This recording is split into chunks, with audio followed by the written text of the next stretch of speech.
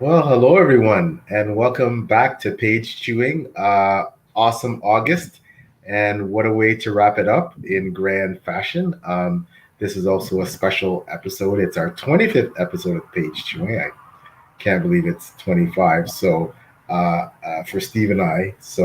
And once again, thank you, Steve, for allowing me to be your co-host on this wonderful endeavor. Like I said, but this episode is special for a variety of reasons.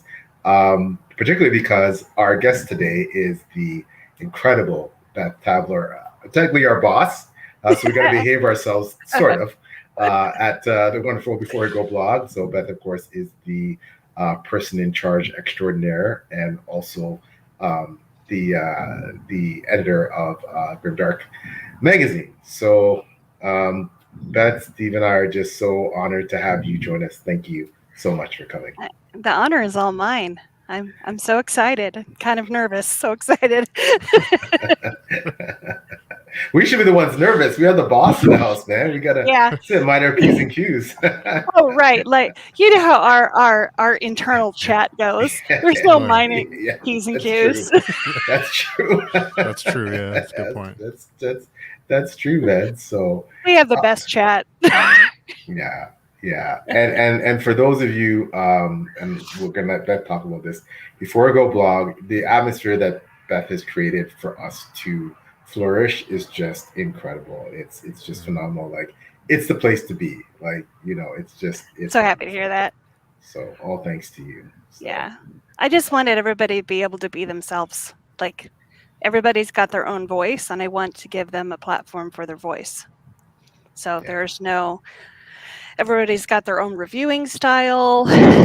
We review books multiple times because we have multiple points of view, Yeah, and those are some really unique features, I think, that are uncommon to a lot of blogs, that you give that, that latitude for that creative freedom. So kudos to you, man. It's just incredible. Thanks. Yeah. It's really going strong. It's great. What made you start the blog? How did that come to be? It's so 4 years ago, I created a blog Before We Go to do like my bucket list, because I'm a big list person, hence the Before We Go. And I'm going along. Like, 1 year I set a goal for myself to try 50 different whiskeys, because I love whiskey. So I wanted to learn about whiskey, so I tried 50 different whiskeys. And 1 year was 50 different types of fruit, which is actually quite difficult to do.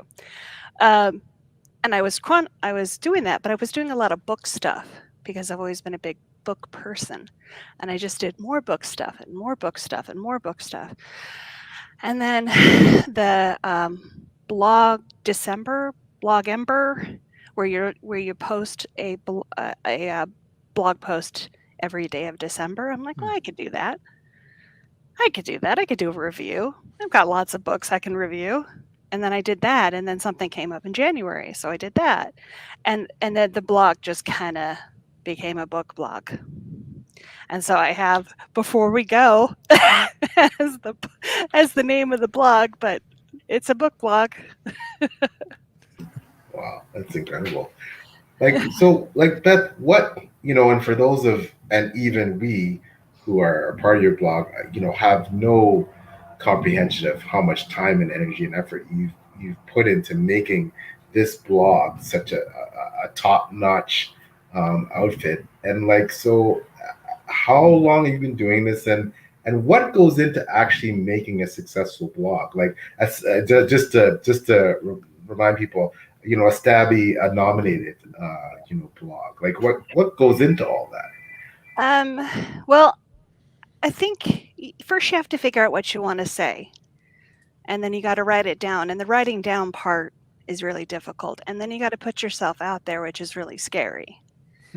And then you got to learn to format and stuff. And then I learned later about SEO, which is search engine optimization. And you go from there. And that, market yourself and get interested in the community and start meeting people, because the community is amazing. And you just go from there. Don't judge yourself by how successful other blogs are. If you've got something to say, somebody's going to want to hear it. Even if it's one person, you will change that person's life in some way. You will make a connection with your favorite thing, which is a book, and you will share it, and it's worth doing. And that's what I did, and it kind of went from there. And I was a one-woman outfit until last year. And I was like, I don't want to be one woman anymore. I want other people. I want to, let's make this bigger. And so I started inviting people to join me, and it's gone from there. I think we have 20 people now or so. Yeah. So how do you decide who to invite? What kind of criteria are you looking for people that will fit in, or their style, or what are the main things you look for? People who enjoy books, obviously, and people who would enjoy the backstage culture, if you will. That's about it. I don't like if somebody has issues writing blogs or stuff, that's all stuff that you can learn and grow, and that's all fine. Just somebody who wants to connect, wants to meet people, wants to be a part of it. I do try to be very wide in what we cover. So we have a lot of different focuses. Like we have fantasy romance, and we have people who really like to read a lot of queer books and do that kind of representation. Then we have people who do a lot of arcs, and some people who do a lot of self-published stuff, and science fiction. And so we cover the gamut. I don't want to just be completely focused on one thing. One thing that surprised me is, and you had mentioned it about how everyone has a different reviewing style. So I was really surprised when I was approached, because my blogs are like this big. That's fine. I don't write it, but it's great to have some people prefer the longer reviews and some people prefer shorter. So it's nice to have the everything. Nice to have options for anyone looking for a review. So it's really great. Like Eleni has a really great review style. Have you read any of her? She almost writes them like a letter. She's writing a letter to the person who's reading the review, and that's fabulous. That's a really great way. And then Mr. PL here has the most amazing reviews. I wish I could write reviews a 10th as well as you do. You just they're so good. You're a fantastic reader, Beth. I learn from you all the time. I love your reviews. Thank you, but I'm humbled by it. But thank you. Yeah. We have such an incredible team, and as you both are talking about the diverse talents, we have booktubers like Steve, Taylor. We have authors, so many of them involved in some fantastic authors, Gia McNair and Winch, and all these people that are involved and just come together with all these different backgrounds, and we just kind of make this really cool team. And that's, like I said, the atmosphere is like nothing else, and you've created that for us. So thank you. It's my pleasure. It's one of the best things in my life I'm doing. It makes me really happy. And you've been absolutely killing everything. How are you? Okay, so you've talked a bit about I don't know how you do it, honestly. I have no idea. But so you're I mean, Before We Go blog is a very popular blog. You have a lot of diverse content, and you're also one of the head people of Grimdark magazine. Can you talk, for those who aren't aware of what Grimdark magazine is and what you do and what your role is, can you expand on that, do you mind? Sure. I'm the procurement editor for the issues of Grimdark magazine. So I go out and I pitch to different authors, publicists, whatever, and put together issues. And I do a lot of interviewing. I get the interviews and I get everything rolling and contract stuff. and try to get a cohesive, interesting issue that people are going to want to read. It's a new position. This one coming up is my first full issue that I've ever done completely, pretty much by myself. Yeah, it's exciting. It's really coming together beautifully. And I work with Miss Sarah Chorn, who is a goddess. Who's a goddess, and she's the editor. Like, she goes and does the actual editing and works with the authors, and we work in tandem with each other. Yeah, it's cool. And on the side, I help get stories up on GDM, and a lot of the leadership stuff with GDM too. Yeah. That's a lot. You got a full plate there. Yeah, we only do 4 issues a year though. So it's not like monthly. We have 4 issues a year. So that's not so bad. Quarterly issues. Okay. And the one in October, seriously, the one in October, if everything goes according to plan, it's going to be a cool issue. I'm very excited. Okay. Yeah, I'm very excited. Sarah talked a little bit about it on Twitter.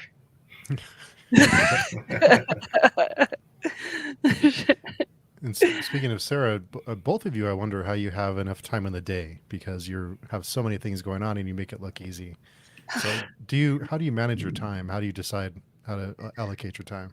It's funny. I had just had this conversation with my husband. I'm homeschooling my daughter and taking care of my elderly parents, and then this, and I'm trying to I try to break everything off into blocks. Like, I'll spend X amount of time doing this and X amount of time doing that. And I try not to get overwhelmed. I just plan out everything as we go along. And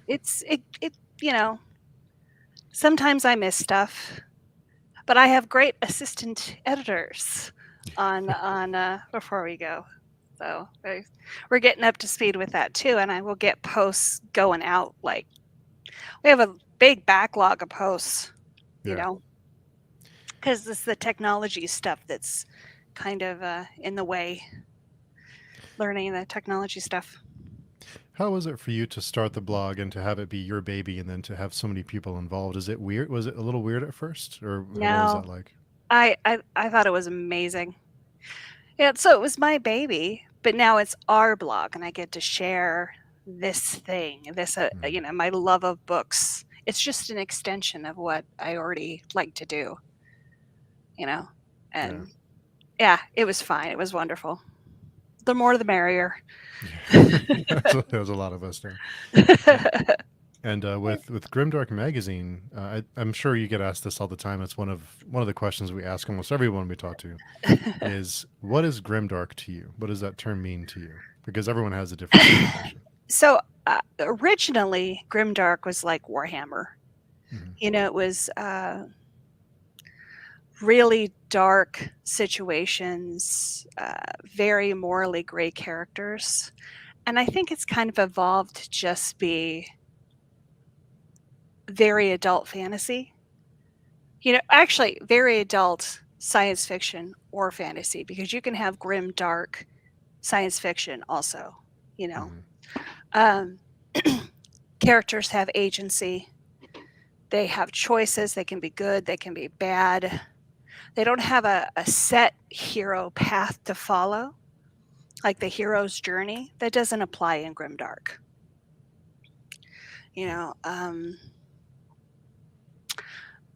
Grimdark, the good characters can die. Like George R.R. Martin has no problem killing off characters, right? Yeah, that's Grimdark to me. It's not violence porn, like just violence for the sake of violence. It's not Grimdark. That's that actually has a term, splatterpunk, I think, something like that. Yeah, just dark, just a dark, morally gray thing. Does that make any sense whatsoever? Yeah, it does. Yeah. It does. I again, I have to plug Steve's video. What It Was Grimdark was a fabulous video that really, I think, as just like your explanation, Beth, really cut to the heart of what I think a lot of people think about when they ponder what is grimdark. Mhm. What attracts you, Beth, to grimdark and the grittier side, and now obviously being the editor of Grimdark magazine, like what is it that gets you, jazzed about reading grimdark as a subgenre? I like a little mud on my characters. I like the characters I read to have a little bit of a they've been through it. I like not knowing what choices they're going to make or what they're going to say. Um, I don't know. It's like once I went grimdark, I couldn't go back.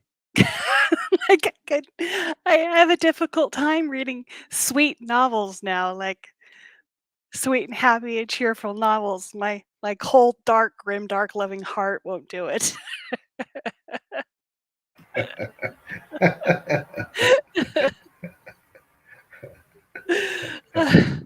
Yeah.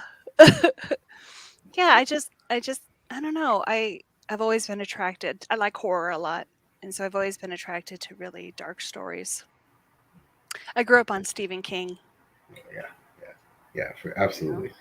So who are some of your grimdark faves? What are some I of them? have one. I have one with me actually. Oh, I just read it. oh, Maleficent. I love this book. Yeah. So imagine all of the horrible bad guys from Disney, all coming together for a quest. Just they're so bad. It's all the villains coming together for a quest. And they're not gentle villains at all. They're villains. It's so great. It's so much fun to read. And that's the Maleficent 7? Is that Yeah, it's Maleficent 7 by Cameron Johnston. That's on my TBR somewhere. I haven't. Oh, you'll gotten love there. it. You'll love it. It's a standalone, and it's just really fun. I also like the Grey Bastards series Oh, a lot, yeah. which yeah. you just read. Yeah, Steve. Again, Steve was someone who got me onto that. I'd heard about it a lot about it, and I'd been because of SPFBO. Obviously, I'm pretty now, especially under your direction, pretty wound up in the SPFBO scene. So but yeah, Jonathan Wrench and Steve did a great interview with Jonathan Wrench. Great guy, really charismatic, funny, warm guy, and. I definitely that book. I'm looking forward to book two. It's dark, right? And I can see why some people would take exception with some of the stuff that happens in that book, how it's done and said. But overall, brilliant. He's a brilliant writer. So here's the reason why the man has a Kirkus star and why he managed to, on the heels of SPFBO, get a traditional publishing deal and all that. Like he's an excellent author. Yeah, it's just really fun. Mm-hmm. I don't even. It's dark, but I don't think it's like excessively violent or anything. I mean, everything's very purposeful in it. And it's just, I love the whole concept. Matter of fact, I sent a copy to my 73-year-old mom to read. She's like, she wanted to know what grimdark was. I'm like, well, I got a book for you. And now she can't read anything else but grimdark. It's really funny.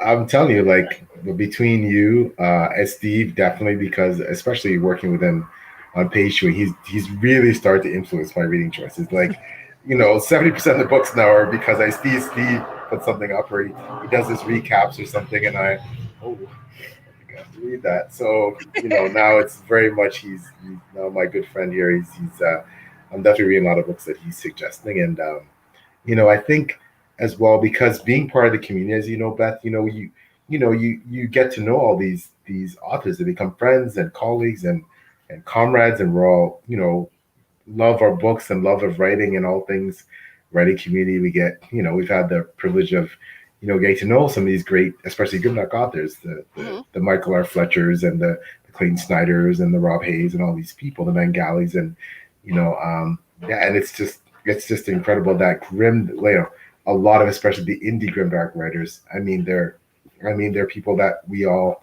know and love, right? So right, which is really cool. It's funny.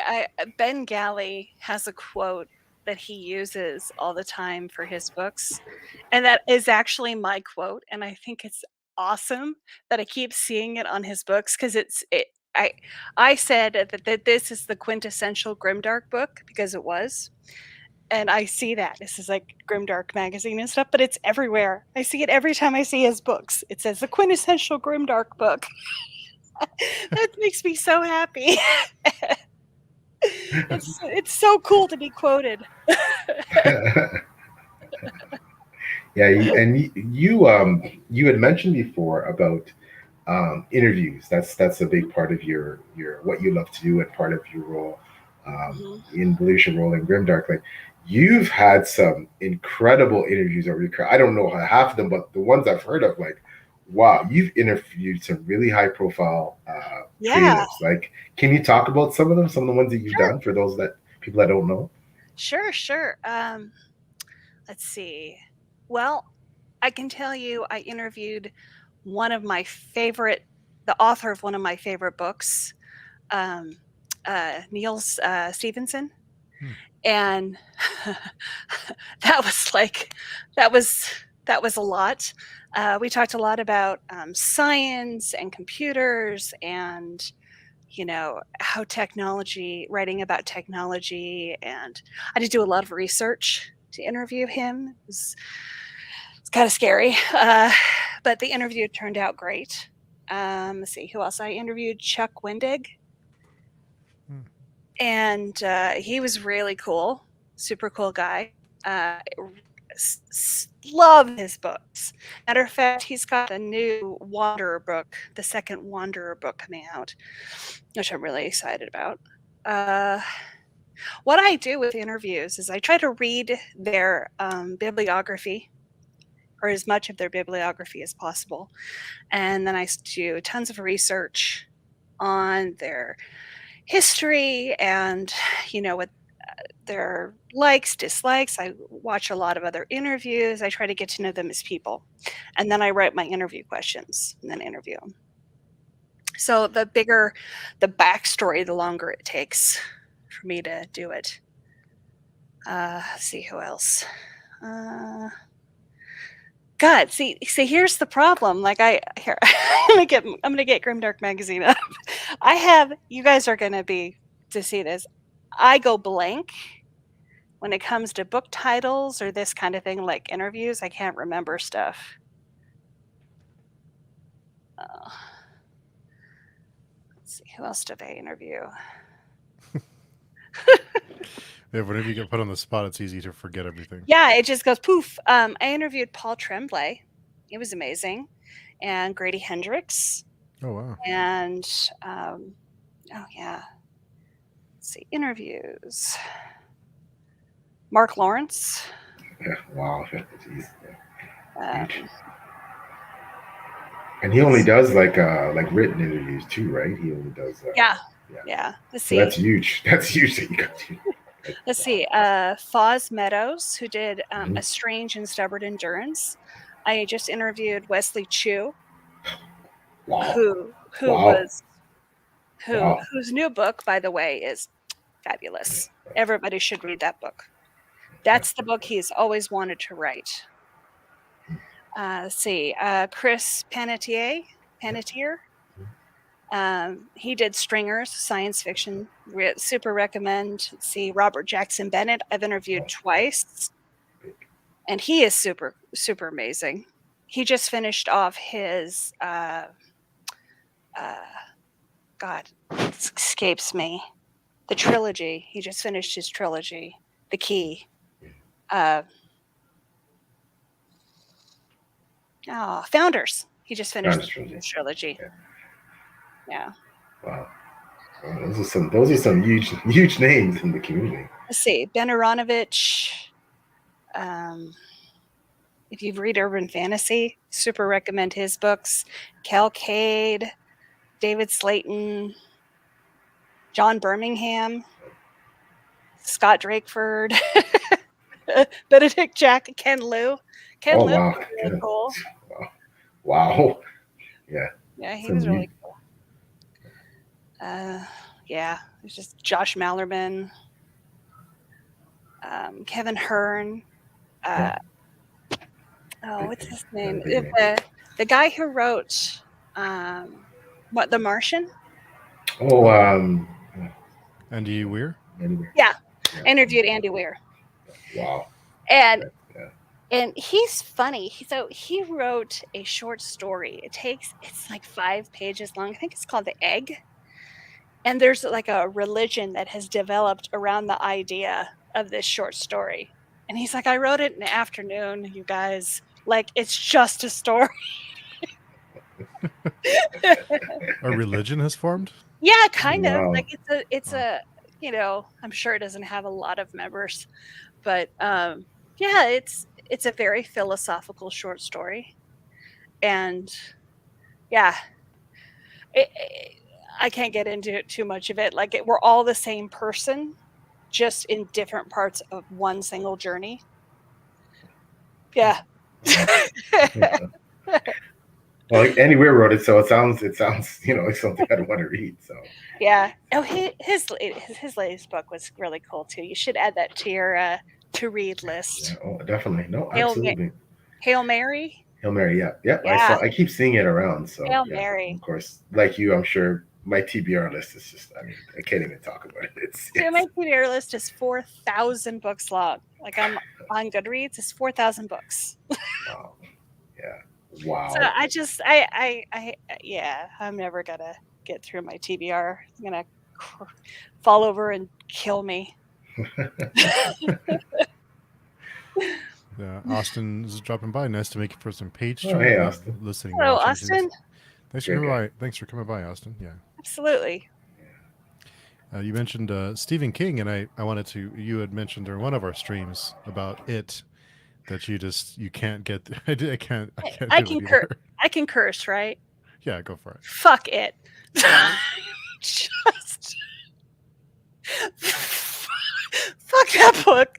Oh God, fuck that book so hard. It's so awful. I can't do it.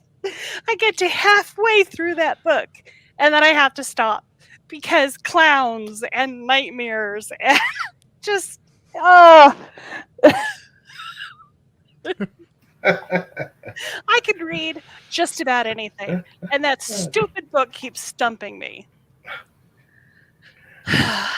One of my goals is to read Stephen King's entire catalog, and I have read two-thirds of the catalog or so, and it is one of those books that I just no, I'm gonna have to DNF and say tried hard. Wow. Steve, you had some issues with King too, right? Like with some of his. Yeah, he's really hit or miss for me. I can never get through it. I keep giving up halfway. I really loved 11/22/63. Everybody loves that book. I haven't read it yet, but a lot of people big fan of that book. He just I DNF'd the Dark Tower. I couldn't get through it. I didn't like the Dark Tower. He just goes on. Everything is really stretched, and it's like let's get to it. And there's lots of tangents inside. And sometimes I just think he likes to show off. Like, look how great of a writer I am. Let's talk for 50 pages about a doorknob. That makes no difference. Like I don't want to hear about this for pages and pages. So yeah, he's really hit or miss. His early stuff is super great. His I think, and pardon me for saying it, but his cocaine years, like I'm sorry, it's a very different style of books. He writes better under the influence? Not gonna say that. Just saying it's different stylistically.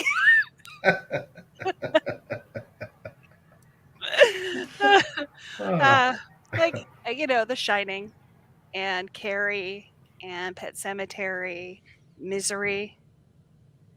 Misery's rough. Steve, have you read Misery? Oh, Misery's a great book. Yeah, oh great my book. gosh. I think she's one of the best villains ever written. Yes. Whew. Great book. Psychological torture. Psychological and physical torture. Yeah. And the scene, Yeah. It's he is a brilliant writer, no question. Yeah. What I mean. But I actually prefer his older stuff too. Our friend Daniel, Dr. Puffin stuff is here. He says my TBR is 4 books. 4 booktubers. Yeah. I don't even want to look at my list. It's ridiculous. How do you make choices, Beth, about your TBR? How do you decide? Is it an order that you keep sorting through to re-rank? Is it, I'm just going to pick something off it randomly that tickles my mood now, or like what? How do you make those choices? So technically, I'm a mood reader, but because I've got interviews and things I need to do, I have to focus on a specific thing. So I have a folder. I do a lot of reading on my Kindle just for ease because I have so many. I go back and forth between my parents' house where I have 3 books. I have an audiobook, usually a graphic novel, and the book that I'm reading. And if I just focus on those 3 books at a time and not try to think about the amount of books that I have, I don't get overwhelmed. And then every time I finish one of those, I can pick up another.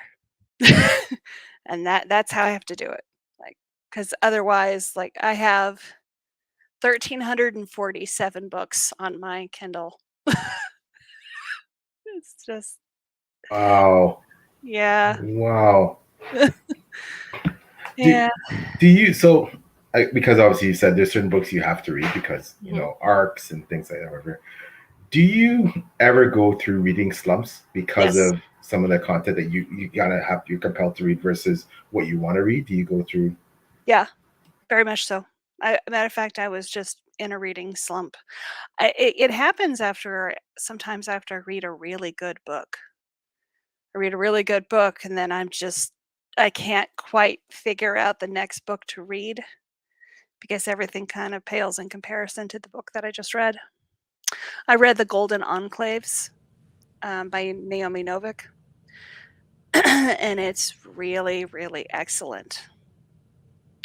And for a while there, I was just a little bit of this, a little bit of that. This is not working. This is not working. I couldn't get into anything at all. Yeah, you have slumps, Steve. Like, what do you do to bust slumps? I read short stories.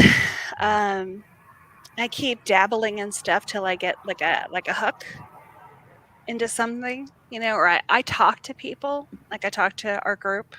What are you reading? What are you reading? What sounds good? And that's how I do it. And I also have a difficult time with books with a lot of world building, like a lot of talky world building instead of getting to go with the action and dialogue and stuff. So I have to watch out for that too. Is that can put me into a reading slump too if I try to get through one of those. What about you guys? How do you get out of a reading slump? I read just like you. I read short stories, or a quick novella, like a 100-page novella, just to get through it, just to have that feeling like with a short story, you have that satisfaction of finishing it, and you can build momentum. Yeah, and there's something different, so you're not stuck. And if you're not enjoying the short story, it doesn't last very long. So there's a light at the end of the tunnel. What about you, PL? What do you do? I think I tend to grab the books that I feel that I'm compelled to read first, and then I'll read one of those, and then and obviously all books are great. I'm not trying to, but just personal taste, obviously, right? And then I grab that book that I really, really, really want to read that I've been holding off on, and then I'm all jazzed again, and then I kind of alternate it that way. But I'm much. It's funny. actually thanks to being under Beth's leadership and just blogging things like that, I'm a lot more choosier just watching, the pros like Beth and the some people in our blog who are really like they're pro bloggers, like they're really great at their craft. Like listening to them and hearing them and getting advice and just soaking up what they're saying. Just I'm much more choosy about what I read now. I if a book sounds like and still trying to read diverse books and books that step out of my comfort zone, I really pick those books that, okay, I think that by the back cover blurb and everything my friends and colleagues are saying and everything I'm seeing about it with all the reviews, like that's a book for me. And if it's not, I tend to push it back, right? I might try it later, but I tend to like push it down the TBR. I have a couple reviewers that I follow that have a very similar, that like similar books that I do. And I use that as a gauge also, like Petrick and Mahir. They like very similar books that I do, specifically Mahir. He likes grimdark and he loves urban fantasy. So we are, He likes the plot. The plot's got to move. He doesn't like the upper world building. He's very much we're always having this tease thing going about Malazano. He's like because I'm actually enjoyed the first book, and again Steve was the one that really Steve and people around me like AP Canavan and Phil Chase, all these people that keep hyping up. So I was like, I had to see what it was about, and I read it, and I did enjoy it. I struggled with it, but I enjoyed it enough to keep going. And I always said, if I stop enjoying it, I'm going to tap out, right? Because it's a lot of books in that series. So, but I think and I watch how you do things, Beth, because you have such a diverse strata of read. Like you read graphic novels, you read horror, you read sci-fi, you read do you ever get stuck in a particular subgenre or genre though? Do you ever go for like you feel like you can't break out? Like I know that's happened to me. Like I'm reading a bunch of say horror, and I'm just like I'm in that horror phase, and like I have to keep but I feel like I should go back to fantasy or sci-fi. But do you ever kind of feel you get stuck in these grooves, pushing in one direction? Yeah, I get on tangents, if you will. Like I get on. I read horror book after horror book after horror book, or urban fantasy. I do that a lot with urban fantasy. But there are no rules. I can stay in urban fantasy to my little heart's content. I mean, I can read all of urban fantasy, which I've read a lot of urban fantasy. And then if I've decided I've got saturated, okay, this is enough. Let's try something else. And I also read a lot of novellas for a lot of the same reasons that Steve said. I love novellas. I don't think they get near enough love in the reading community because their novellas are very, very stylistically very specific. You have to tell a big story with few words, and not everybody can do that. Yeah, you're right, and I'm really starting to purposely put novellas in my TBR, especially after reading Zamil Akhtar's, first of all, Death Rider, Steve and myself and Taylor for maybe 2 pages. Another great member of the blog, and Lana from Lord Lullabies. We kind of we have this really great vibe going on. We kind of nicknamed ourselves the Avengers, and we got this special little thing going on, and Zamil is just a fantastic writer, and his his novella really inspired me to I have Ryan Cahill's one of his The Exile prepped up, but like I'm going to start reading more and more. I promise myself because they're short, quick reads. I'm a fast reader. I devour books. I prefer my chonkers, but like as you know, but I think the novellas are a nice little break, and just it's a quick read that can really get your juices going for reading other stuff. So. Who do you think are writers that can do no wrong? Have you ever read any writers who just have not done a poor book? Yeah. Who do you think? So, do you want to go first, Steve? Who's your like can't miss? For me, it's Richard Nell. Yeah. Yeah. Yeah. I'm trying to think of someone who's written more than just a couple, because all of it, his 4 books and short stories that I've read, I've no complaints. Let's see who else. I'm trying to think who else I've read that I didn't have any major issues with. I'm sure I'll think of somebody here in a minute as soon as we move on. But yeah, well, who's one of yours, Pio? Well, I got tons. Like Bernard Cornwell. I will read anything the man writes. God let him live a long, long life. I think he's in his 70s now, but I'll read anything he writes without reservation. Jenny Wirtz. Yeah. Jenny Wirtz. Just Goddess. she just there's no explanation as to how skilled she is as a writer. It's just on a completely different level. It's not for everybody, but I mean, her mastery of language is just it's. Miles / Christian Cameron, another writer that John Gwynn. I know Steve is not necessarily a Gwynn fan, but I love Gwynn stuff. I eat it up. George R. R. Martin, still. I'm not really a big fan of him. Yeah. I haven't really got. I have had a difficult time reading his books. They haven't quite grabbed me as much as I would like.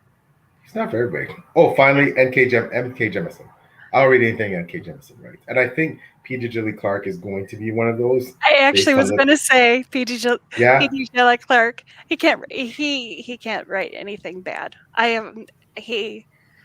Reading Ring Shout was like reading a book that's going to be taught in school in the future as like great literature mastery. It's just so good. Yeah. He's an academic, right? Yeah. Yeah, I believe so. Yeah, he's a professor, I believe. He's an academic. So it's amazing. Alex Harrow. Even stuff that's not fabulous, incredible is still way above other things, the level of other books. Speaking of novellas, Daniel Barnett, his Nightmareland Chronicles is. I'm convinced that's going to be a movie or a TV miniseries someday. It's so good, and it's he's very, very talented. I'm convinced he will be a household name eventually. And also Halo Scott, the Rift Cycle. I really enjoyed that one too. I don't know that one. I'm gonna write. I need to my paper. It is very dark and violent, and but it's a great ride. I think one that is going to be for me is based on, again, Steve curse you, R. Scott Baker. I think he's going to be like I love his stuff. Just love it. Tessa Gratton, she traditional published writer. She's, sure, her duology, it's Shakespearean. I mean, that's my language. You're speaking my language now. It's just her prose is, I'm a sucker for the lyrical, flowery, gooey, sappy prose, and she's Natanya Barron, who Steve and I had on here. She writes a lot of Arthurian stuff. Again, just phenomenal.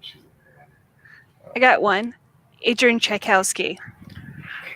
He's on my TV. I haven't read him. You really like him? Yeah, he is a man who writes everything, every type of book, and his novellas are fantastic. But he can write novellas and he can write long books. So yeah, I've never read anything of his that hasn't been just top notch. Ogres. He released Ogres last year, and Ogres is amazing. Okay, I'll check that out. Yeah. I think Baker will. I wanted to say Baker, but I've only read one book. But the one book I have read is next level. But yeah, there's so many great authors out there now. Like Laura Hightower. There's Catherine McCarthy's. There's the especially in horror. There's lots of great authors in horror right now. Oh yeah. Horror. There's so many great authors in horror. There's just got to keep up. Yeah. Yeah. Well, What, Beth? What do you? I want to ask you a bit again for people who aren't aware, because you've had such a distinguished career. And I know it's still a long way to go, but so self-published books, SPFBO, the whole scene, hmm right? You are a judge. Obviously, have been for a long time. You're on the ground, early on, and seeing how SPFBO developed and what's become now. For those of you who obviously may be tuned on, where it's self-published fantasy blog off started by Mark Lawrence with a hmm bunch of bloggers. Can you talk about that and like SPFBO, what you think about it? Where it's going, what it's doing for self-published fantasy. You know, what's the landscape? You've been on the scene for a while. How's the landscape changed between self-published books, traditional published books? Like what's So, SPFBO, self-published fantasy blog off. Every year, 300 self-published fantasy books are entered into this competition, and 10 teams go through those 300 books, and they pick a winner.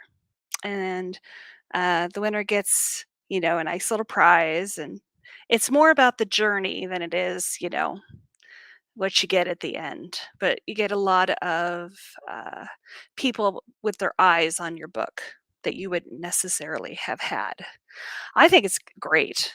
The thing that I see uh, with self-published novels is I see the whole landscape of publishing changing, just completely changing. Like, we don't have brick and mortar stores as much as we used to. So that is becoming less important. Getting books in Barnes and Noble, I think, is becoming less important. And I think books that are self-published, that get a lot of people interested in stuff, is becoming much more important, and more reads. And I see that transition. The quality, honestly, the quality is on par with traditional, and a lot of times self-published books are better than some of the trad books that I've read. Mhm. You know, just from even just punctuation and stuff. Like, a lot of them are better. They're probably because they have to be. They've got a much steeper hill to climb than trad books do. And the cool thing about self-published books is that they can be anything. Like, trad books have to follow. Uh, we're really into vampires right now, so all the vampire fiction that you could possibly get out there, we need to get out there. But self-published books are like, I want to write about fairies. I want to write about Atlantis. You know, Mhm. I want to write about Grimdark and half ogre or half orc creatures that ride giant hogs. Like, although he's trad now, but he started self-published.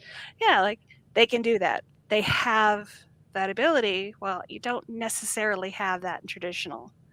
Mhm. It's difficult with novellas to get, from what I understand, to get novellas published and out there unless you are in a real existing author with a fan base.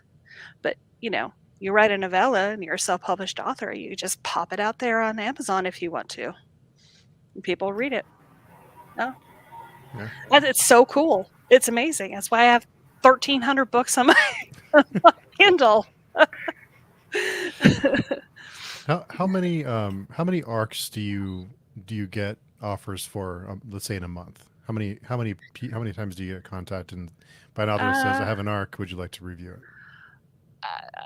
I have our arcs closed, and I Hmm. still get about 5 a day, and it's Wow. closed. Like, I think if we opened up our we're open for reviews, it would be, I don't have a system in place to deal with how many we would get, I don't think. I don't know. I do get some from traditional, like, but getting arcs from traditional is kind of a different path than, getting arcs and stuff from self-published authors. It's a little bit different. You kind of have to go seek out what you want to read. Yeah, I'm definitely not to the level of I come home and there's a stack of books waiting for me, like, John Scalzi. It's not like that at all. I get so tickled if I get anything in the mail whatsoever. It's the best thing ever. Yeah, it is. Yeah, Yeah, it absolutely is. but seriously, I think if we opened up, it'd be crazy. So you get 5 a day and we're closed. Yeah, we're 5 a day and we're closed. Wow. Yeah, and I can't even answer them. I want to answer every single one, but I want to do our indie spotlight and get that up and running. But honestly, and everybody who's watching, we're gonna do these things. It's just it's a lot, and there's we got to get things rolling. I've done I have about 100 of those. Did about 100 of them. Wow, that's The amazing. indie spotlights. Yeah, they're fantastic. I've read some of the ones previously. They're great. Yeah, you really get to know an author and stuff. Mm-hmm. Yeah. Fantastic. How does so? On speaking of that, and with Grimdark especially, Beth, because I know we're talking about the scene changing. Like, there was a time where I remember first when I first started checking out Grimdark magazine, like you had to be, pretty well traditionally published and or the upper echelon of sales with indie publishing to even get a sniff of Grimdark magazine, right? So, and I'm not saying there's anything wrong with it. I'm just saying, like, for a lot of self-published authors, that was something. It wasn't going to happen unless, you were. Is that? Do you think that's going to change somewhat for Grimdark magazine? Yeah. We do self-published author stuff all the time. It's just not as we don't do as much of it as we do trad stuff. But if you look at our stuff that we've done in the past, we have a ton of interviews. We've got I know that I did an open call for authors for stories last year, and I read 130 short stories. Wow. For the magazine. Yeah, like wow. we do stuff. It's just not as much as we do the traditional stuff. Yeah. Wow. But again, it's all that work. Like, it's just like I don't know how you essentially run these two. I don't. Adrian is the man. Like at Grimdark magazine, he is that head editor. He is the one that puts together the Kickstarters. Great compilations of stories and stuff. He's got one coming out. Well, we have one coming out. The King Will Fall. The King Must Fall. Yeah. The authors in it are crazy, and he's very good at that side. But we were getting so big, like we were just that we decided to pull it apart a bit. And I loved doing the magazine stuff, so I started doing the taking that chunk and doing the magazine stuff. Yeah, he's still there. I still pepper him with questions. I talk to him every single day, all day. I actually met him. I drove to San Diego to meet him when he was in town for business, which was very neat. He's very tall. Very, very tall man. Just want to catch up on some comments really quickly. Austin, I need to try to continue it. And I think I borrowed Pet Cemetery or something like it from the library, but I never finished, but enjoyed both. I borrowed Carrie just recently, and I like the opening quite a bit. And the fact that it is only 300-ish pages, which is anywhere from a quarter to a half the size of most books coming up on my TBR. Yeah, that's always a plus. That's very true. I do want to make my way through these and then make my way up to the Dark Tower, but this is all after trying to catch up on Sanderson. Those are more thick books. And for the last medal, probably going to try PL's book first. Oh, gosh. Oh, I'm honored. PL's first book. I'm honored. Yeah. Thank you. And there's so many self-published books and not enough Too much to read. I'm right with you, Austin. I'm there too. Yeah, I think we're all there, Austin. That TBR is just yeah, it's crazy. And Austin, he also likes to get through slumps. Read it sounds appealing. Short stories and reading something else that is more appealing can help a lot. Mood reading. Yeah. And Legends of the Brave Bard is here. Well, hello, Legends of the Brave Bard. And Austin did have a question for us. I hear that there was a lot of good self-published horror and indie horror, if that makes sense. Do you guys have any recommendations in that regard? I am not 100% up on indie horror, but Mother Horror is on Twitter. If you Sadie, her name is Sadie. Let me get you the address. Her Sadie Hartman, Queen. Yep. The Queen of Horror. Yeah. Mother Horror or something. Mother Horror. Let's see. She is at Sadie SADIE HARTMANN. She's the queen. She's the Queen of Horror. So she's got Nightworms. She's got a publishing thing now. Yeah. And she works a lot with indie horror. Yeah. So she's got her finger in it. So just follow her and you'll find out all sorts of cool stuff. Yeah. There's lots of great indie writers out right now, like Catherine McCarthy. She writes really great short stories, some good novellas. There's Daniel Barnett, the Nightmareland Chronicles. Laurel Hightower is another author. And Laurel Hightower, yeah. Yeah, I met her in Denver, and she's really, really friendly. Who else? There's Tim. I'm gonna forget everybody's name now.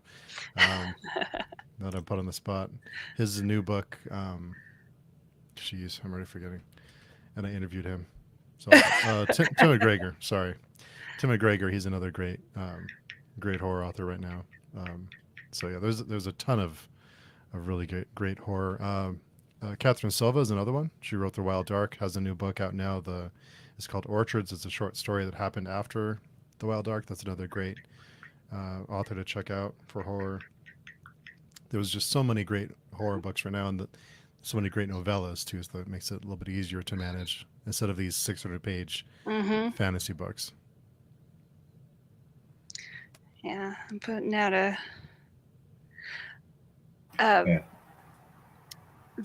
is a self-published fantasy blog off, and it's a lot of fun. Yes, it is. I very much agree. There's some great books that would otherwise, as Beth said, perhaps not receive the well-deserved attention. That's what I love about being part of SPFBO and being a judge under Beth. That it's just fantastic. Really quickly before I forget, as far as horror goes, there's a book called Negative Space by B.R. Yeager. I just read that one last week, the week before. It's a really great book if you're into dark parallel universes and the occult, and cool, really, really crazy. So if you're looking for self-published horror, there's so many. I'm sure we'll think of more. But our friend Layla's here. She said these are some great questions. The advice about setting up a blog was great. Also about not getting overwhelmed. Where can we read the short stories that Beth mentioned? I read a lot of my short stories on some of the other big magazines, the other big fantasy magazines. They're up usually for free once they've been out for a certain amount of time, and some of them even have audio. And there's also the big book of science fiction that gets put out every year, or best short stories of 2022 by it's a pair, the science fiction writers, but they put out a best of that's got really great stories in it too. But start there and just go down the rabbit hole with some of these authors, and a lot of them have them up on their websites too. I actually can envision, maybe one day you'll see someone like Steve start a self-published horror blog off, because that would be so cool. That'd be so cool, right? So cool. PL, why don't you put this on my head? Maybe we're all putting stuff in each other's head like that. I know. So, maybe we can put our heads together and figure that out. You never know. You never know. Yeah, talk to a big name horror writer. Yeah. You know, Yeah. see if they Oh, can. Oh you guys are yeah. killing me. You guys Oh are Yeah. killing me. yeah. That's all you need. You just need a big name horror writer to be on board, and then he will want people to help him do the legwork, and yeah, there you go. So Yeah. Yeah. Do love the horror. Yeah. I had the great pleasure of interviewing Graham Masterson. Do you read Graham Masterson at all? I haven't. I haven't read him either, but That I've heard of man. him definitely. Woo, that man. He's twisted. I learned about Fat Bergs from one of his more recent books, the one that I read to interview him about. Apparently, in city sewers, fat builds up on the sides of these big pipes and hardens and turns into like icebergs of hardened material just floating around, and he created a whole horror story around that. Freaking terrifying.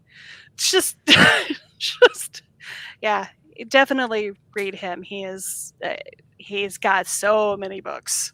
30 or so, 30 or 40 books. And Layla said, "Okay, I thought you had mentioned one site, so I was just checking, but thank you." You know, I can speak from experience because my professional life does revolve around collection systems and things. There are some huge grease. We've seen them as big as a car. I mean, they oh, can so go you from being, know. oh yeah, Ah. yeah, yeah. So That's, can confirm. that's crazy. Oh God, they're real things. Oh. Oh yeah, oh yeah. Yeah, I think like Beth, because you're also a big champion. One thing I love about you is that you're also a big champion of other blogs. There's no such thing as competition warriors for each other. You're a big champion of all the other big fantasy, sci-fi, horror blogs. Yep. How is it? What is it like between blog heads running blogs, like in terms of doing cross promotional stuff and like support each other? Like how does because you'll see people that they'll blog for one blog, they'll blog for another blog, and you all the heads of these blogs like yourself, you seem so supportive and encouraging that, and just like how does that all come together? I have this philosophy that one person's success does not diminish mine. So if another blog is having great success, I want to shout about that. I want to bring attention to that. So I try to talk about other blogs. I try to talk about smaller blogs. If I read something cool on a smaller blog, I try to publicize that and talk about that and get people to those blogs and stuff. I try to be a I got a tiny little platform, and I try to stand on that platform and shout about stuff. It's not a competition. So one person's successes do not diminish mine, ours. Mhm. You know, and maybe one day that person will see something cool on our site and be like shouting about our site, how cool it is over here. That's great. That's what we Mhm. want. It's a big happy community of people. And as far as heads of blogs go, I do chat. I chat with David from FanFi. Mahir, I talk to Mahir quite a bit. I've talked to Patrick quite a bit. Trying to think of other blogs. Jody from Witty Sarcastic Book Club is one of my best friends. She's She's just awesome. She's awesome. Yeah. we have been chatting daily for 3 years now, 2.5 years. We've just become super close. I send her kids presents, and she has the coolest kids. Yeah. So, having been in the blog sphere for so long, how Mm-hmm. has the landscape changed now? Is it with the way that we're absorbing information with things like YouTube or even like Instagram Reels or something like TikTok, which is another conversation. But how has that become? Because a blog, it takes time and effort to Mm-hmm. sit down and read a blog, whether it's a paragraph or two or 10, where you can just get on TikTok and watch a 30-second video. So Yeah. has that made it harder to gain traction, or how has that changed over the years with as from a blog perspective? I don't think it changed, because I think the person who's looking for a review to sit down and read is not the same person who's going to go to TikTok and listen to a 30-second review. They're two different types of people, of what they're looking for. It's completely different. So the people who come to our blog continue to come to our blog, I think, because they are looking for a very specific thing. They may also go to TikTok, but I don't think they're switching over to TikTok. TikTok's not, from what I understand, and I'm on TikTok a lot, viewing, it's not the same. Like a little bit, hey, this book is really great, for 30 seconds is not quite the same as, the deep, in-depth discussion we're having about a book. Well, more power to them. TikTok is driving sales for a lot of authors, indie and self-pub authors too. There's a huge for the sexy books, for the sexy fantasy, which is great. It's driving a lot of people to buying those books, and it's wonderful. Oh. Yeah. I think, because I know for me that I can only keep up on so many platforms, social media. Like I'm tapped out. Like I can Twitter's my main jam, and I am on Facebook and Instagram, but various other platforms like Slack, and I've totally, I can't do Discord. I've tried it. I'm technically in so many Discord groups, and I just can't. I can't keep up. Can't participate. Between all my responsibilities, writing, working, it's like, how are you handling all of your various, especially being you're a leader in Grimdark magazine and you're head of Before Book. How are you handling all this, information and coming at you and requests, and then keep up with friends on social media, and then obviously you're such a supportive person. You're always boosting other people on Twitter and all this stuff. Like, are you feeling information overload? Like, yes. Yeah. I tell you, I have two things. I do Twitter, and I do a lot of Twitter, and then I do, Grimdark magazine's got a chat through Facebook, and that's all I really can do. I've tried trying to do Instagram. I can't like artfully do book pictures. I just can't. And TikTok, I enjoy other people's TikToks. I can't put the mental energy of doing TikTok also. So it's Twitter. That's not so bad, It's I've gotten it down to where I can follow stuff a bit. I have Discord. I am woefully behind on chats on Discord, but what am I gonna do? I can only do so much. So it's Twitter. It's Twitter. That's what I got. I got Twitter, and it's been working out. Yes, Steve, you're feeling the pinch with all the various, keeping up and. Yeah, it's too much. I just don't have the time for it, and it's easy to start scrolling and then you lose 20 minutes, and it's like, what have I accomplished in this last 20 minutes? I could be reading, or I could be doing whatever, doing something else. So yeah, I do Twitter, and I get on Vero. It's really quiet there on Vero. It's like really relaxed. But I can't do Facebook. I can't do Instagram, and I think Twitter is the easiest place to get that interaction, because it's hard to get the interactions on other platforms the way you get it on Twitter. And Discord, it's a whole. I can't do Discord. It's just too much. Yeah. Facebook is just. Yeah, I can't do Facebook. I mean, I'm on Facebook, but I can't. I follow my relatives and stuff on Facebook, and I just can't do anything else. I don't have the mental energy to do anything else, because stuff will start to suffer. If I start to try and do another thing, stuff is going to start to suffer. Yeah, well, these platforms are made to keep you scrolling. So they're engineered to keep your eyeballs fixed on it. So, yeah, it's hard to once you get in that mode, it's hard to get out of it. Mm-hmm. Yeah. I also blame people like Steve now, YouTube. Like now again, Yeah. I've said this on several episodes of Patreon now. Like YouTubers, my friends in the YouTube community, booktubers specifically, are really starting to guide my reading choices as well. So I might spend, there might be some day during the week. Okay, I'm gonna go see what Steve is doing in terms of his TBR and what he's posting in terms of content, what Taylor's doing, Mm-hmm. what Kay's Hidden Shelf is doing, or Joanna, or Book Blather, or Leo Petrick, or and you're watching this stuff, and yeah, that takes a long time too, right? I watch a lot of YouTube. Yeah. And it's not a bad, like like you said, it's that balance. I think with you have to know, okay, I've been watching this for an hour now. I have to go devote my time to something else, and like I Steve have said, to go to bed. Yeah, Go to bed.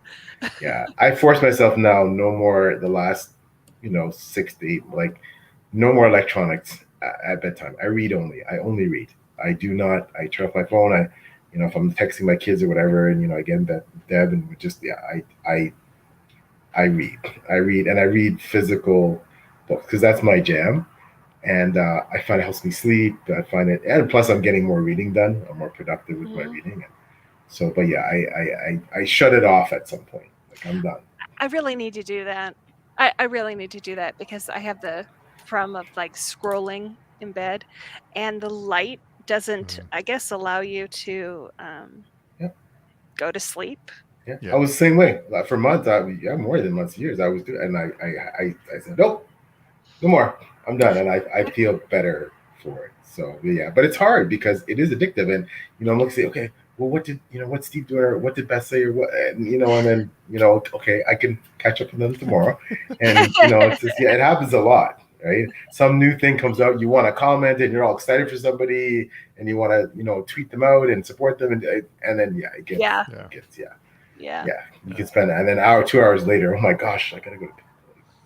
I actually have, like, I have you, Steve. I have Paul. I have a few of my favorite people. I have them on alert, so when they tweet, like if Drown Kingdom comes up, it comes up. I have it on alert, and I can retweet it. Oh, wow. Thank you. Yeah, I'm honored that. Oh my gosh, try to retweet all your reviews and stuff. Oh, so honored. Of course. Yeah, I try to do that with everybody on our team, all the great, amazing authors we have. Yeah, the talent of our team, the booktubers, the author, it's just, it's I don't know what to say. Yeah, it's just phenomenal. And that's the team you assembled, right? Like you I'm just like, there, I got one of our team members right here. Yes. Legacy the Brightwash. That is in hardback. Nice. Yeah. That is a special book. Yeah. Special book.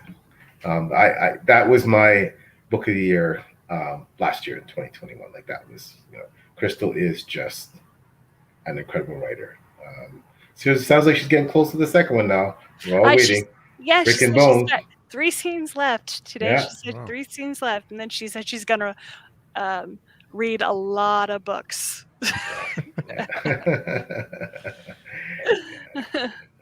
To the point about electronics, I think the light from the electronics tricks your brain into thinking it's daytime, so it doesn't let you kind of get into sleep mode. Austin says, I don't know how Sanderson read so much.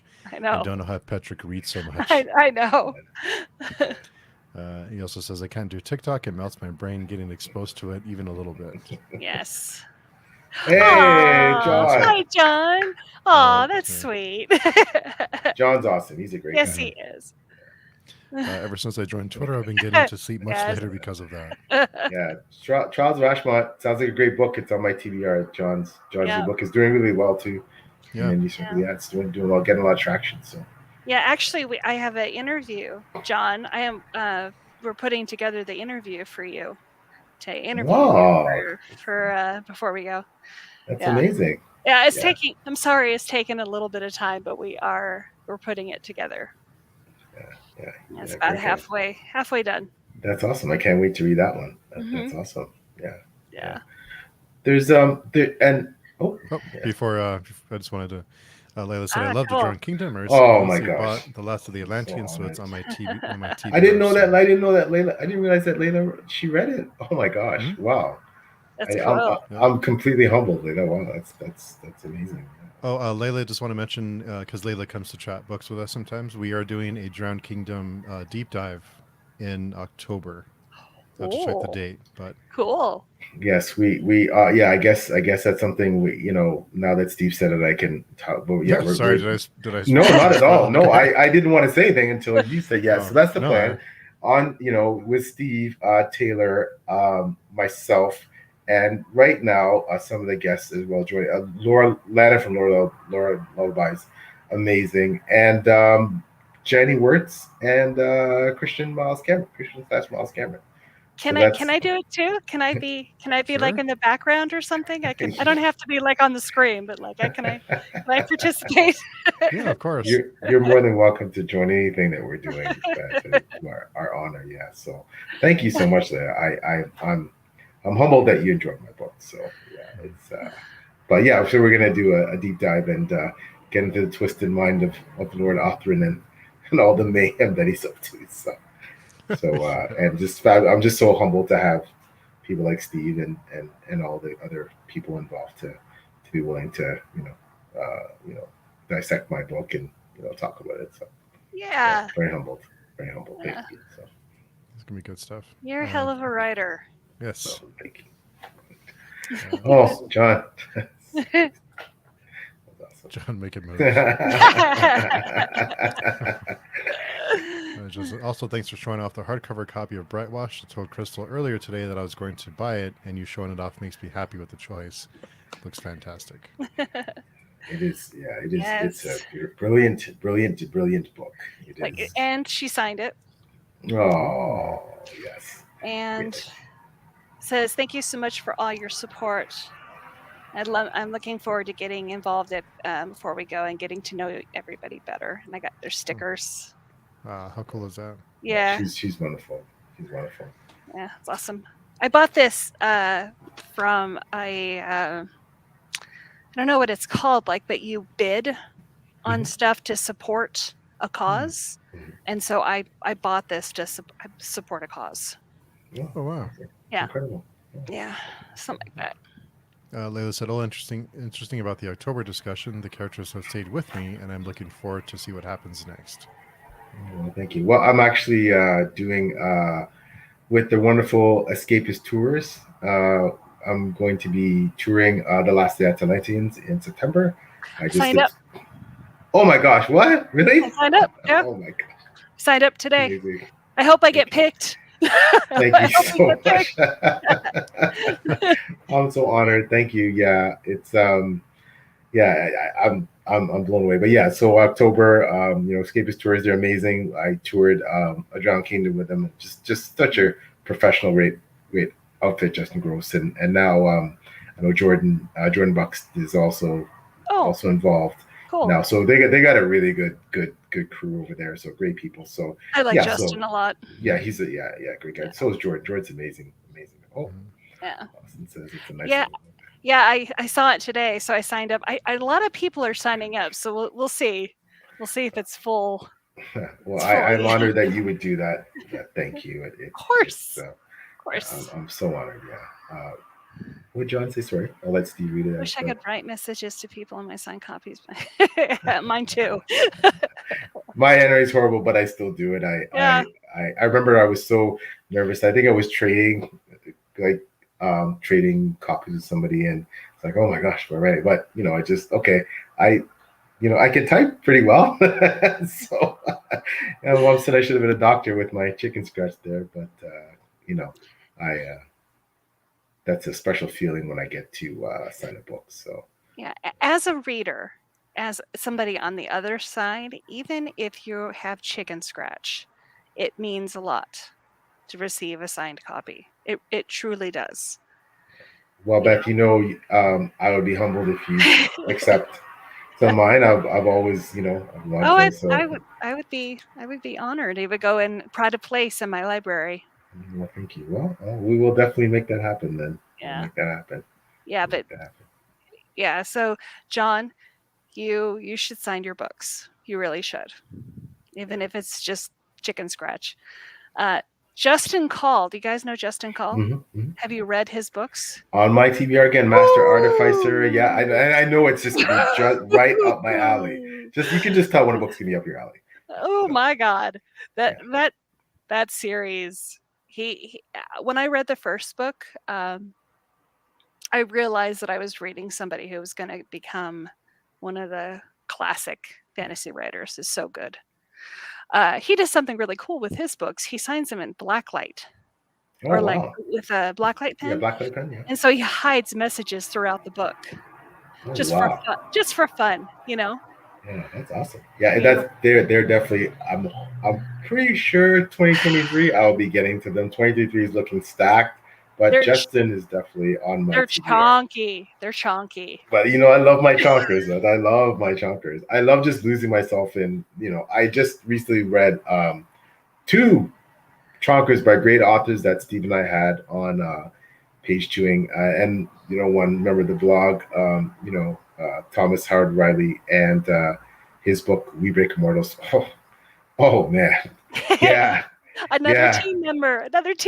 Yeah. Thomas he can write him some books, man. And another great writer, Mark Timoney, The Blood of the Spear. Yeah. If you like Wheel of Time, that's your book. That's your book. I have a Wheel of Time book here somewhere. Oh yeah. Oh, there you go. Which is hard.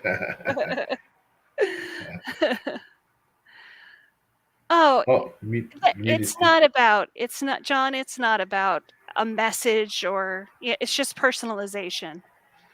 It means a lot to have a book that's signed, or it's personalized, or it's not something you have to do. It's just nice. It's really nice to get something like that, But back to Justin's book. So the first book is kind of like nice fantasy. It's a little dark, but it's nicer. Eleni described the second book as somebody riding a bicycle down a hill that is on fire. It's just he let it all out. Justin just let it all hang out, and it just it went from sweet and nice to like straight grimdark. It's so great. Definitely on my TBR high. That's one of those books that, and along with Ryan Cahill's books, again, he's really completely blown up. The scene in he's changing the game in indie fantasy. He's Ryan Cahill. He's someone to really pay attention to. Daniel T. Jackson, who was also on Beth, who was also on an episode of Page Chewing, and Tom Dumbrell, grading authors, and Ilborn. Ilborn was, like you said, it was chef's kiss. Steve, I think you'd love Ilborn. It's got it's a bit like R. Scott Baker in a way. It's a bit it's got a bit of that vibe. I think it's phenomenal. But so many great authors out there. But I find, Beth, I'm not sure how you're feeling. I'm finding now that my TBR is pretty well. It's getting 60-40 indies now. It's really indies are really taking over. It's gone back and forth. There's been some months when it's been almost exclusively indies. But how's your TBR? Are you finding that with your TR? Yeah, I read a lot of indie books. Now, probably 50-50, especially with SPFBO. I read a lot of indie books. I've gone back and read most of the finalists, or most of the winners and stuff, and I've read a lot of the finalists from the last, 8 years. So I've read a lot of them. It's actually, you're the one that inspired me to. I had theme months this year where I divided my reading into, and you're the one that inspired me to do SPFBO winners, because I realized I hadn't read the vast majority of them. So I was like, okay, well, thanks to Beth, I'm gonna, put that as a big part of my reading month. And that's when I read Grey Bastards. Got to read Reign and Ruin, the previous champion. Oh, so good. Reign and Ruin was great. Really great. and The Thief Who Pulled on Trouble's Braids. Mhm. Like, short book, but Steve, I think you'd really like that one too. Short, Punchy. grim, punchy. Like Punchy. it's really good. Yeah, really good. Also, one of my favorite books. Problem with the titles. The one about money. It's got money in the. Orconomics. Orconomics is great. Orconomics is wonderful. Yeah, that's one I'll have to get to. I hear it's really funny, like humorous. Yeah. It's like it's light. It's lighter. Yeah. And it's just fun. Sorry, go ahead. I was saying it's a nice counterpoint if you're doing something dark. You want to read something lighter afterwards. It's easy to read. I really got to get to Beth, another great person that Beth has brought one of our colleagues in the blog. Beth has brought on board G.M. McNair. He's so funny. He's just, I haven't read his stuff. He was a finalist in the self-published science fiction. It's Spaceboat. The science fiction version of it's self-published science fiction contest. Yeah. And you've read his stuff, Beth. Oh yeah. Right? Oh yeah. As a matter of fact, I'm the first. When you open the book, my quote is, "What the hell did I just read?" That's a great blurb. It's like, what the hell did I just read? Which pretty much encompasses the entire series. Just he's just hilarious. His sense, he is just, oh my gosh, he's just a riot. He is. So he is an actual, honest to God, rocket scientist. Like, it's just, he's a rocket scientist who also happens to be a comedy writer. So funny.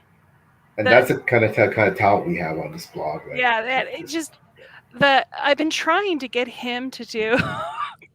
I might be the only one who thinks this is really funny, but I want to do a series on the blog where we do Tinder profiles of characters from books. I think that's awesome. That'd be awesome. I think it's so funny. That'd be awesome. Like, some of them would be like, let's do Jorg, you know? Yeah. So great. I'm a murderous, 15-year-old, but I like long walks on the beach. Yeah. And murder. Murder. Oh, that's awesome. I think that's okay. You have to do that now. You can't put that out there on Page Chewing with people watching and not do that. You have to do that now. You gotta get Ganesh to do it. Like, he's the funny one. Oh yeah. He's the funny. He's funny as heck. So yeah. I want to do that series, and then I want to do a series of featuring a novel, either set in or written by an author from every country in the world, a fantasy or science fiction book. Because there's a whole world of books out there that we don't necessarily are not exposed to. And I would love to be able to put that up on the site and talk about it. There's so many now. Even if it's just a book talking about like local legends or, that kind of stuff. Yeah, I think that would be really fun. Really cool. Huge project. Just stupid big project, but it'd be fun. Couple years. That's fine. That's fine. That's fine.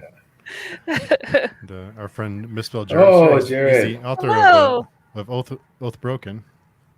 Also on my TBR. Yep. Also on my TBR that I have to read. Great guy. And M's Book Nook is here. Emily is a great reviewer and also an author. So, and who hasn't checked out her channel yet, go check it out. Okay. Yeah. What does Em write? What does she write? I believe she's writing a horror novella, if I'm not mistaken. Oh, okay. Horror. Mistaken. Ooh, yeah. You got my attention. Gotta get that on the TBR as well. Oh, John just put up Tinder profile of Logan Nine Fingers. Let's see. Likes pensively considering things in a philosophical manner, and a no-nonsense man who has a bit of a temper. They were when the Bloody Nine, So yeah. Yeah. Oh my god, it'd be so That's funny. awesome. Snuggles and friendships. Oh, you guys are getting Oh, my that's vibe. awesome. Yeah, Getting my vibe. yeah, yeah. Oh, thank you, Austin. Oh, that is awesome. Yeah, it's funny to see that, when I started getting into the community, you know so many writers, like you come into the, especially the indie sphere, and everybody is not just looking up to the Joe Abercrombies and the Mark Wentz's, but looking up to the Clayton Snyders and the Michael Fletchers and the Ben Galleys and the Yep. the Dirk Ashtons, and it's just like, wow, like, but then again, you start talking to these people and it's like they're just great, Normal down to folks. earth, normal, amazing people that. Speaking of Dirk Ashton, I think I'm like the head of his fan club. I'm like, He just seems hilarious. Like, every single time it comes up, like, what's one of your favorite books? I mention, Turnus, Dirk Ashton, everybody, Dirk Ashton, yeah, like the head of his fan club. I love that series. He's yeah. brilliant. Another series that again must read. Haven't got to it quite yet, but must on the TBR. Oh, it's wonderful, and it's not a difficult read. Like, it's engaging, but not one that it's not Malazan. Yeah. You know what I'm I saying? understand. Yeah. I understand. Yeah, I really got to get to that one. Steve's had him on the show, right? You've had it on your interviews before. It seems like a great guy. Really interesting guy. Yeah. Seems like a great guy. Yeah. I watch or I listen to his podcast that he does. I don't even remember what it's called. Swords and spells, or swords and sorcery. Is there sorcery? Yeah. Is that the one he does with like Fletch and Hayes? And they've had like Will White's been on there. Like, yeah, he's it's a good podcast. Yeah, it's really good. It's really good. There's so much good stuff going on. You can't keep up, right? It's hard to keep up. Like, it's hard. Like, Steve's like, I live by one thing I have to watch every single is Steve's Friday Conversation. That is like, Steve's Friday Conversation is like, wow. And it doesn't matter who's on there. It's always just great, right? and his guests vary so much, but it's always just amazing. I'm lucky enough to have been on, I think, 2 or 3 myself, but yeah, it's we should do an interview together. Yeah. David, you and I should do an interview together of someone. Of course, yeah. Yeah, somebody we've both read, and we can go for it. We can pitch it. Yeah. There you go. We can pitch it. We can put it up on YouTube and put it up on the site. Double the fun. Yes, indeed. Yeah. Well, there's a whole bunch of people that could involve. There's lots of. Oh yeah. Oh, you know what? Ganesh is on Twitter. Let me see if I can get him over here. He's just a character, that guy, man. He's just like, wow. Yeah, he's hilarious. He's funny. It's just naturally. Some people have to work it. He does not have to work it. No, he really doesn't. It's that big rocket scientist brain of his. Just he's got the humor. He's got the humor down pat. So. Okay, come over to YouTube. He will. Yeah, he is. He's something else. Hey, Beth, so, do you have, what things, you've already talked about a lot of amazing things you got on the horizon, all these great ideas and, percolating, like, what's some other stuff on the horizon you think that's coming for either Grim, that you can talk about? Obviously, you can't talk about anything for Grimdark Magazine or Before We Go blog, like big stuff that you think is coming down the pipes that you can talk about. I'm trying to think of. Well, yeah, I can't talk about the October issue just yet. October issue is stacked, though. Okay. I'll give a hint. I have 2 stories from 2 authors that are finished trilogies that have written short stories to go with the finished trilogies. Wow. Yeah. Okay. That sounds tantalizing. Okay. Yeah. Okay. And I've got a horror writer, and I've got. Oh, he said, "What's on YouTube?" Tell him Steve, he'll come over. And you. Okay, doing a live chat. See if I can get him to, because he's funny. Oh yeah, he's he's freaking hilarious. Yeah, it's funny with these. I talk about big things. That time it's like, I look back now, and when people start messing me on page chewing, people mess me now. Okay, who's coming on next? Or it's like you don't realize sometimes what you've helped create, like what you've been a part of. Like I said, I'm so honored that Steve has created this space, this platform, and now him and Taylor and I, we kind of share the goal season, and I don't know what to say. We're booked for the rest of the year. We're pretty well booked into next year. Like we now it's the problem is fitting people in rather than finding people that want to come on. It's just it's crazy. Yeah. As far as stuff going on before we go, I'm currently in the process of moving the site to its own server, so it'll be much faster. Have better access to stuff. Dan's got a really cool thing in the hopper with romance writers, fantasy writers, and that's coming up. He's really going for that. It's just more SPFBO. I want to get us into SPFBO 9 also. So that'll be exciting. May. Yeah. That's exciting. I mean, I don't have anything like. I'm just realizing I really should get something going. There's so much already going on, right? I really should get something cool going. There's already so much going on. Like I said, I don't know how you do it all and keep up, and it's just incredible what you've been doing for so long, right? Like that's just you're a staple in the community that we all look up to. So I'm just excited about how many people have come by the site. How many people come by every day to see what we're up to. I think we hit 240,000 hits on the website. What? Yeah. What? Total 240,000, 250,000. Nice. Oh my goodness. Whoa. Yeah. That's crazy. Yeah, something like that. Like individual people coming by to see the site. This just blows my mind. Wow, congratulations, Beth. That is outstanding. Oh my gosh. That's amazing. Jared had a question. How are you guys feeling about SPFBO this year? I feel like our group is the group of death. Like we have so many good books in our group. We have amazing talent, and it kills me that we have to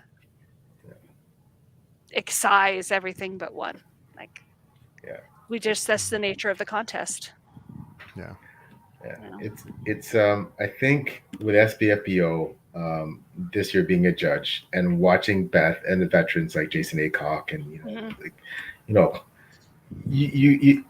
because initially you're like, I have to find a way to get this book, forward to but then you realize, then there's a standard, right? There's a certain standard. That's Beth and Jason and Jody and the veterans have definitely shown me that there's a standard, and it's an exacting standard. And like you said, you feel horrible because there's some good books that just won't make it out.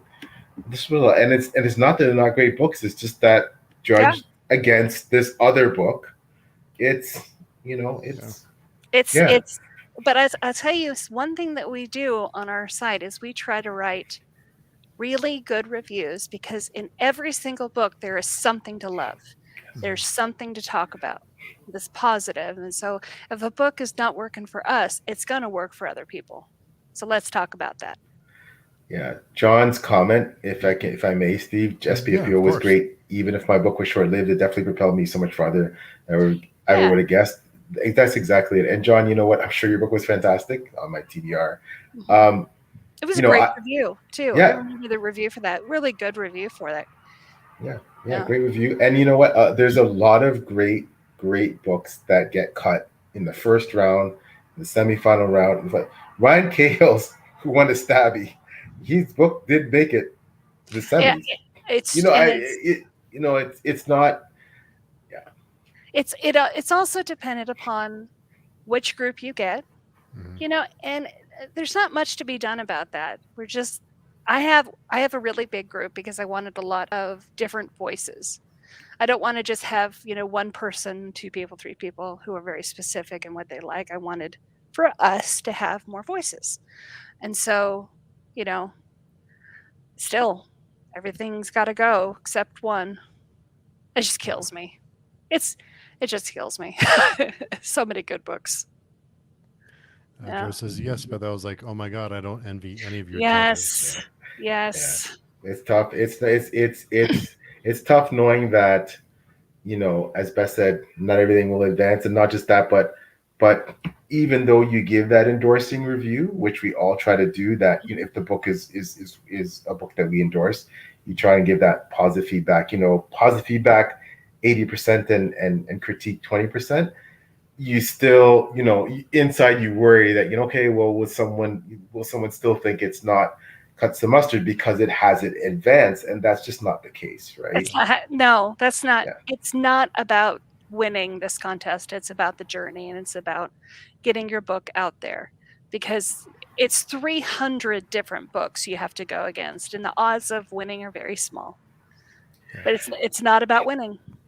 And I can tell you, as someone who's been cut, right, and didn't make it past the first round, that again, just as John said, my book, but the traction that my book got from SPFBO was incredible. It really helped push my book into the spotlight, and because of that, subsequently on the heels of that, I was fortunate enough to get picked up by Beth, and it just. It was a really funny story about that, because you were in the contest and you had talked to me about wanting to be on the team for next year, right?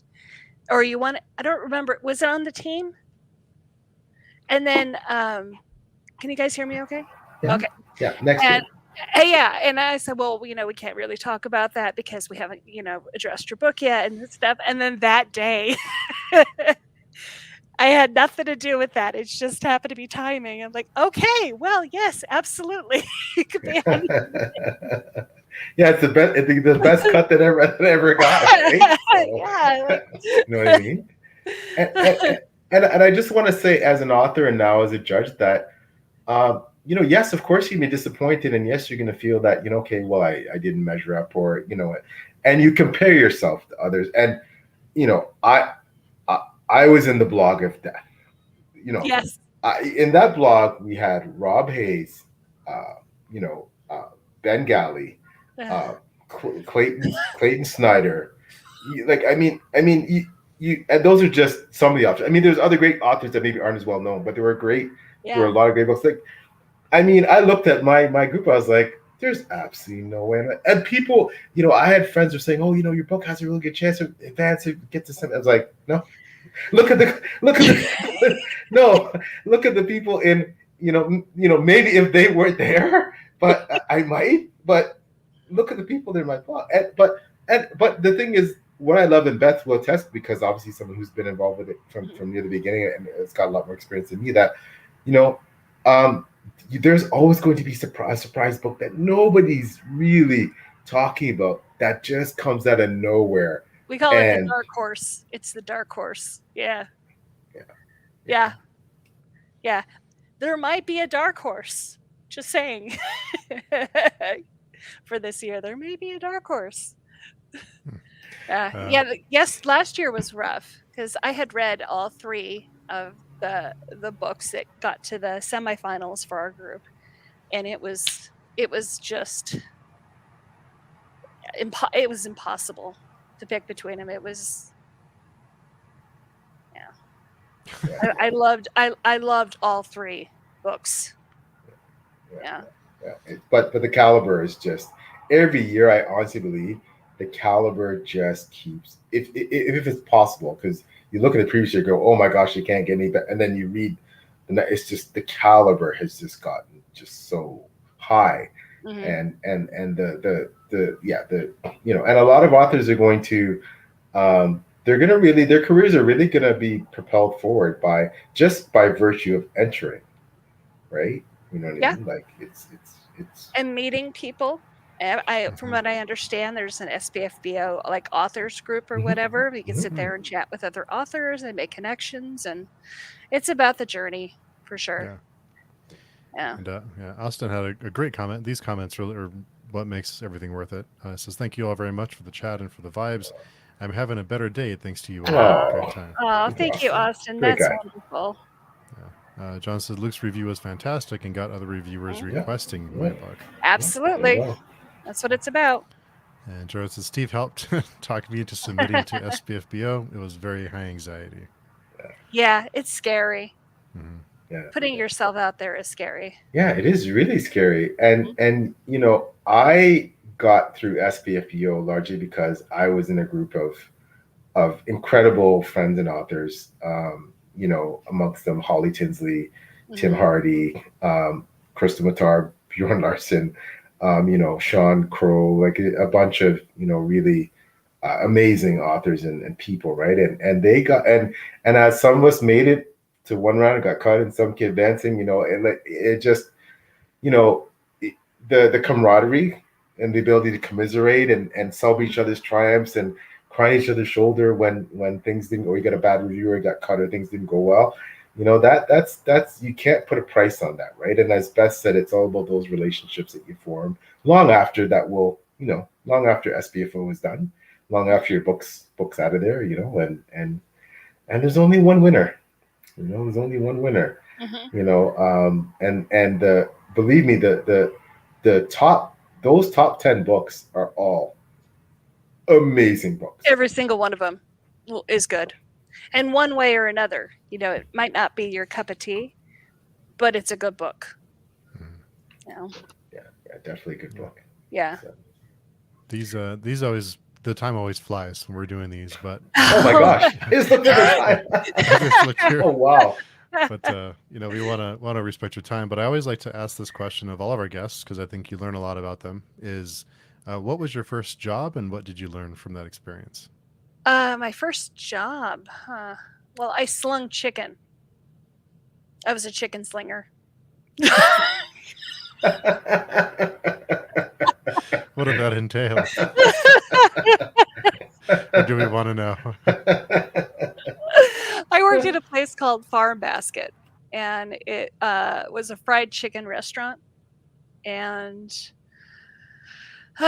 yeah, like I prepped. It was basically Kentucky Fried Chicken, but you know, the Las Vegas version of Kentucky Fried Chicken. And yeah, I worked there when I was 15. I made $4 an hour, $4.10 an hour. I'm dating myself here. Yeah, that was my first job. I smelled like chicken. No matter what I did, I smelled like chicken. Fried chicken. Oh, to fried chicken. It was my perfume. I dropped a spatula in the fry pit and reached in to grab it in the fry pit. No. Oh. Yeah, that was the end of my my chicken slinging days. Oh no. No, you know, it was okay. I got my hand in water and stuff, but yeah. That was the end of my chicken slinging, and then I worked at a movie theater for years, and then I worked at a art store for years, and I was a lifeguard. I taught kids who were drowning or near drowning victims. I specialized in that kind of my gosh, that's amazing. Teaching. And then I graduated from college, and I'm an architect, landscape architect by trade. So I did that for a long time. And then when the recession hit, the one in 2008, I lost my job, like every person in Las Vegas lost their job, and that was the end of doing architecture. And I moved to Portland, and I had a baby, and now I'm a stay-at-home mom raising a very precocious 7-year-old daughter who likes anime and reads at a 6th, 7th grade level. Wow. And yeah, she's almost 5 feet tall. She's 7. Wow. Oh my goodness.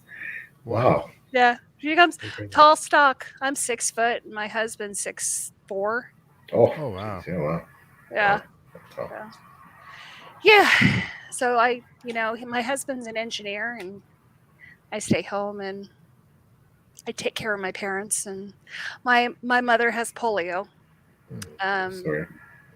And so it's crazy to even say, but she has. My mother was one of the last kids in the U.S. to get polio in the 50s, before the vaccine really came about. And she had polio on her right leg and her right hip, I guess. And one of the things they don't tell you about polio is that it comes back when you're elderly. It's like it's called Post-Polio Syndrome, I think. Anyway, your leg and your hip and whatever part of your body gets very weak. And so she's in a wheelchair right now trying to walk. And my dad is in late stage heart failure. So we are it's okay. I run them to their appointments, and I spend a lot of time with my folks, and I'm better for it. And they really helped me develop a love of reading. They put books, any book I wanted. Like I was reading Stephen King at 11. I don't know if that's wise, but I was. Dean Koontz. Dean Koontz does not get the love. Dean Koontz does not incredible writer. Yeah. Wow. Yeah, so that's what I do. I still use my artistic stuff. I really try to do that on the website with the way that it's phenomenal stuff. Posts and stuff. Yeah, you do a phenomenal job of that. Yeah, it's amazing. Yeah, I'm having to learn on the go though, so it's like I'm learning, put stuff together, and it doesn't look like a learner. It looks very much learning. It's incredible. Yeah, that's what I'm doing. Didn't know anybody in the U.S. still had polio. Yes, polio is making a comeback. There are some cases in New York. Sadly, yes. Yeah. And as somebody who sees it daily, I can't. It is not something you want. Like it's not just a little thing that happens. It's yeah. But she's a fighter. She's a professional artist. She was. Wow. She designed signs on the strip, the lights and stuff. Oh, wow. Yeah. Sorry, I'm going on a tangent here talking about my mom. No. Yeah. Glad to hear. And my dad was a nuclear technician at the test site. He watched the nuclear bombs go off for 37 years. Wow. Yeah, he ran all the data wires into the ground to, capture all the information about the shots. They're called shots. And he, the ones above ground that they did. And he would collect all the data and get it to the Department of Energy. No pressure. Yeah, no pressure. There's a museum and stuff here for the Museum of the Atomic Testing. He's in it. Stuff. It's cool. Oh, wow. Cool. Yeah. I didn't know any of this because he wasn't allowed to talk about it until I was in my 20s. I had no idea what I did. Top secret. Yeah, seriously. He had secret clearance. He's like, I work for the Department of Energy. I don't know what you do. That's awesome. Oh my gosh. Well, wow, Beth, it's just been so incredible having you on the show. Like, just thank you so much for making this 25th episode, which again is a hallmark episode for Steve and I, and Taylor, who's not here, couldn't join us, but for the three of us, you've just made it so special. And thank you so much for your incredible leadership before we go blog, and of course with Grimdark magazine, but especially for us who are part of your your team. We're honored and we're humbled, and we can't wait to see where we're going next. It's gonna be a nice wild ride. We got stuff to do. We got stuff on the horizon. Thank you for having me. You guys planted a seed, so I'm honored, very much so. Yeah, thank you, Beth. Just quickly before you go, where can we find you? Social media handles, platforms. Where can we? You can find me, of course, on Twitter at Beth Tabler. It's extremely original. You can find us on beforewegoblog.com. You can look me up on Goodreads. If you type in Beth Tabler, I'll pop up. I'm actually an author on Goodreads. I have authorial credit for some of the magazines, for Grimdark magazine, which I think is the coolest thing ever. That was total goals. And you can find me on Instagram that I never use, and it's Elizabeth Tabler. Mainly Twitter. You can find me on Twitter. If anybody wants anything, just DM me. My DMs are open. One day we will open up our review stack, but it's just we have so many reviews going. But we will. I have some great reviewers, some very prolific reviewers that write great stuff. Yes. And thank you to everybody who came. That was lovely. I love chatting with everybody here. Yeah, it was amazing to have you. Mr. Steve, how do we get a hold of the International Man of Mystery? I am on Twitter at Steve Talks Books or on pagechewing.com. Or, of course, Before We Go blog. Yeah. And Vero. Yeah. That's all my personal stuff. I post pictures of my dogs and stuff that nobody cares about over there. So. You have a dog? I care. I have 5 dogs. Yeah. 5 dogs. Yeah. This guy's a busy man. I don't know how he does either. Kids, dogs, 5, man. Work. Yeah. Amazing. I have one dog that thinks it's a cat. A cog? Handsome Jack. His name is Handsome Jack. If you guys play Borderlands at all, he is just like Handsome Jack. Yeah, that's my cat. That's my dog. Sounds amazing. And PL, where can we find you? Yes. Twitter. That's my where I lurk. At PL Stuart Writes. It's just pretty well the same on all my social media handles, Facebook and Instagram. I'm on Instagram a bit more active than Facebook, but Twitter is really where I hang out.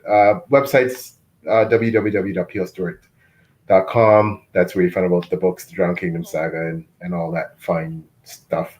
Before we go blog, again, I'm so honored to be part of Beth's team. I'm an assistant editor there, along with some other great assistant editors and writers and YouTubers and all these amazing people. So you can read my reviews on Before We Go blog. You can read them on Goodreads. I also do, as Beth has been for much longer than I, done author reviews. On my website, I do what's called 6 Elemental Interviews, named after my 6 elemental goddesses that I interview writers in the community written form. Fantastic. You forgot to mention that they're quite good. They're very, very, very good. Thank you. I appreciate it. And of course, the big, amazing part of my life recently that's been this new incredible thing that we're doing is being part of Steve's channel and Taylor's channel for Page Chewing. Like I said, 25 episodes. I don't know. I can't believe we've gotten to 25. And the people, if you look back and look at the guests we've had on, it's crazy. Yeah.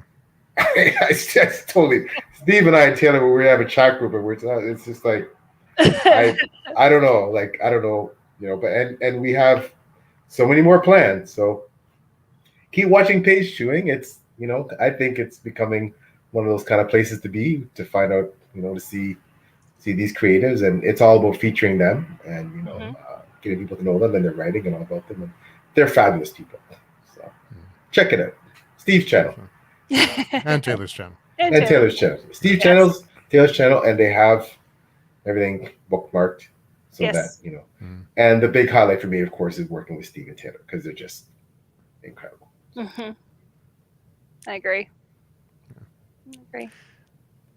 Too kind.